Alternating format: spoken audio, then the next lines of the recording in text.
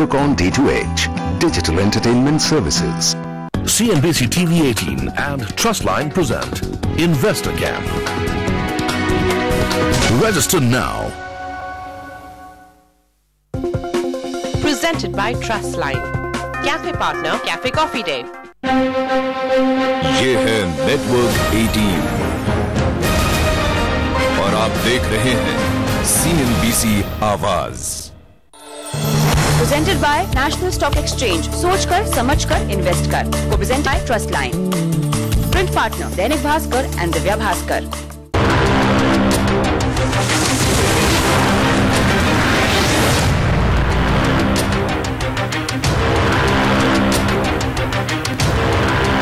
नमस्कार, सीएनबीसी आवाज पर इन्वेस्टर महाकुंभ में एक बार फिर से आप सबका स्वागत है। शेयर बाजार में लॉन्ग टर्म में इन्वेस्टमेंट से मुनाफा तो होता है, लेकिन पिछले एक साल में इसने मुनाफा देने के बजाय 20% का नुकसान करवाया है। यानी कि उन लोगों का पैसा फंस गया है जिन्हें पैसे की अभी जरूरत थी। दरअसल ऐसे बहुत से लोग हैं जो इतना रिस्क नहीं चाहते, भले ही उन्हें रिटर्न थोड़ा कम मिल जाए, बस वो ये चाहते हैं कि महंगाई से मुकाबला हो जाए, थोड़ा रिटर्न भी मिल जाए उसके ऊपर तो अच्छा है।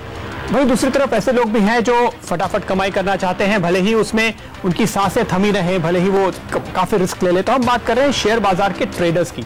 अब इस घंटे में हम दोनों तरह के लोगों के सवालों पर आगे चर्चा करने वाले हैं, लेकिन यहाँ पर शुरुआत करेंगे फिक्स्ड इनकम से। बिल्कुल, और फिक्स इनकम में किस तरह से आप कमाई करें इसके गुर समझाने के लिए हमारे साथ कार्यक्रम में शामिल हो रहे हैं आईसीआईसीआई प्रूडेंशियल म्यूचुअल फंड के फिक्स इनकम के हेड चैतन्य पांडे, और साथ ही आपकी फाइनेंस की जरूरतों को उनके सारे सवालों के जवाब देने के लिए हमारे साथ कार्यक्रम में दो एक्सपर्ट शामिल हो रहे हैं। वाइज इन्वेस्टर एडवाइजर्स के सीईओ हेमंत रुस्तगी, और जो पिछले 15 साल से म्यूचुअल फंड इंडस्ट्री से जुड़े हैं और साथ ही एडवाइजरी का कारोबार करते हैं, साथ ही ट्रांसेंट कंसल्टेंसी के सीईओ कार्तिक जवेरी भी। आप सबका स्वागत है।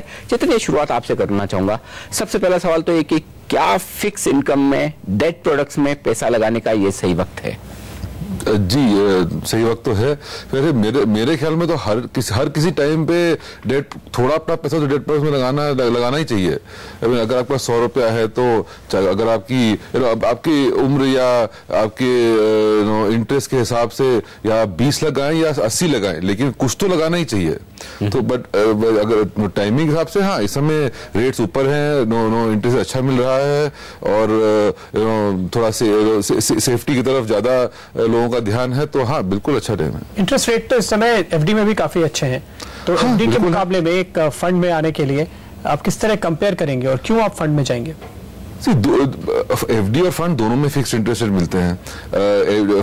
फंड दो टाइप के होते हैं, या तो फंड जिसमें आपको एक फिक्स्ड रेट मिले, जैसे फिक्स मैच्योरिटी प्लान्स हैं, उनमें और एफडी में ज्यादातर तो ज्यादा फर्क होता है नहीं, रेट में भी ज्यादा फर्क है नहीं, केवल एक में आपको पेपर मिलता है जहां म्यूचुअल फंड में आ सकते हैं, जो लिस्ट होता है मार्केट में, आपको अगर चाहे तो बीच में बेच सकते हैं। अगर मान लीजिए रेट नीचे आ गया तो उसमें थोड़ा प्रॉफिट भी बन सकता है। नहीं, अगर आप एफएमपी को ही पहले, हाँ, एफएमपी की बात कर रहा हूँ। एफएमपी तो मार्केट में भी लिस्ट होते हैं ना, तो आप उनको बेच भी सकते हैं।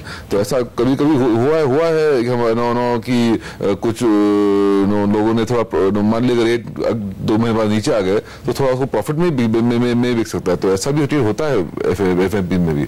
लेकिन आप उसको अगर अंत तक भी होल्ड करें तो आपको तो रेट देखना है। ज्यादातर एफएमपी थोड़ा ज्यादा रेट देते हैं एफडी से आजकल, रिटेल एफडी से। इसमें बड़ा सवाल ये कि जब कोई आदमी फिक्स इनकम प्रोडक्ट में पैसा लगाना चाहता है या फिर एफडी में लगाना चाहता है, तो उसका इरादा ये होता है कि मुझे रिस्क कम से कम हो।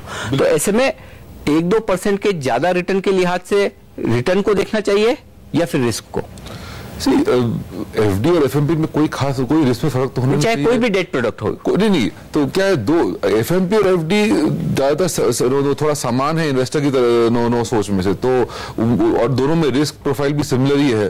तो अब वो आप देखेंगे आपको कौन सा ज्यादा कन्वीनियंट होता है, या हो सकता है दोनों में भी लगा सकते हैं आप। ऐसा तो मैं नहीं बोलता हूँ कि सारा एक में लगाना चाहिए, दूसरे में लगाना चाहिए, दोनों में लगा सकते हैं। तो थोड़ा सा ज्यादा रिस्की है डेट फंड्स इंक्लूडिंग एफएमपी, क्योंकि हमने देखा था 2-3 साल पहले जिस वक्त मार्केट पे क्रैश हुआ था तो लिक्विडिटी क्रंच में एफएमपीज को भी बेल आउट किया गया था काफी फंड हाउसेस की तरफ से। नहीं, इसी एफएमपी में क्या है, अगर आपको बीच में एग्जिट करना है तो हाँ, आपको प्रॉब्लम हो सकती है। आपको अगर एंड में और कहें तो 2008 में भी जो लोग 2007 में लिया था, 2009 में एफएमपी का पैसा वापस आया, सबको ज्यादा ही मिला है जो जितना उन्होंने सोचा था।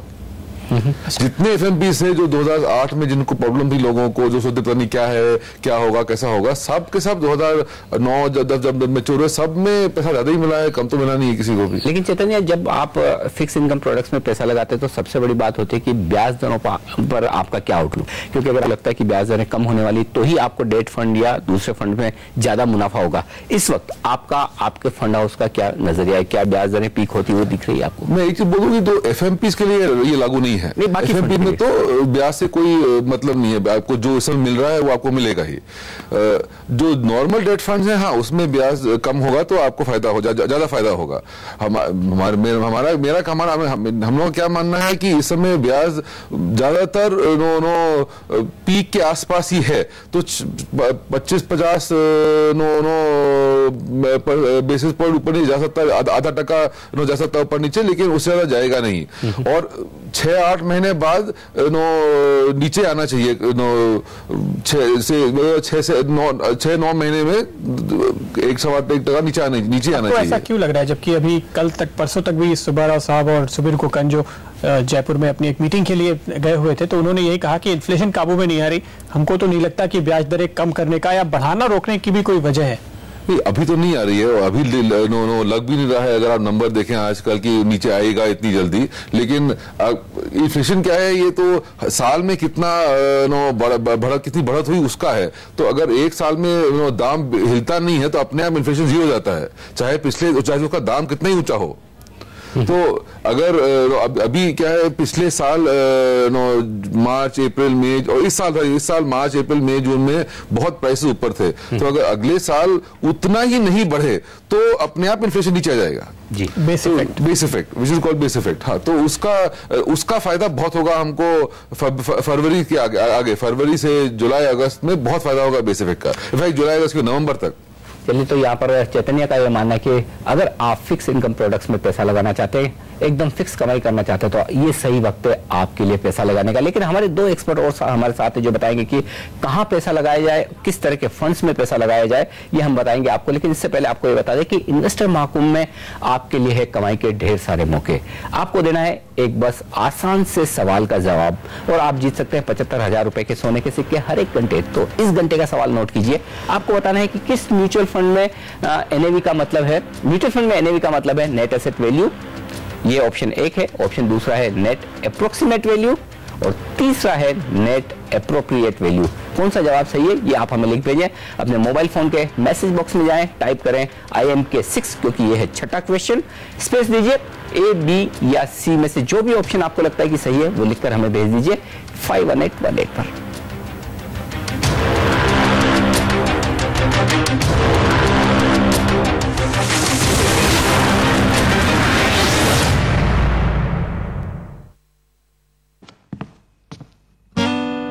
पागल हो गया यार।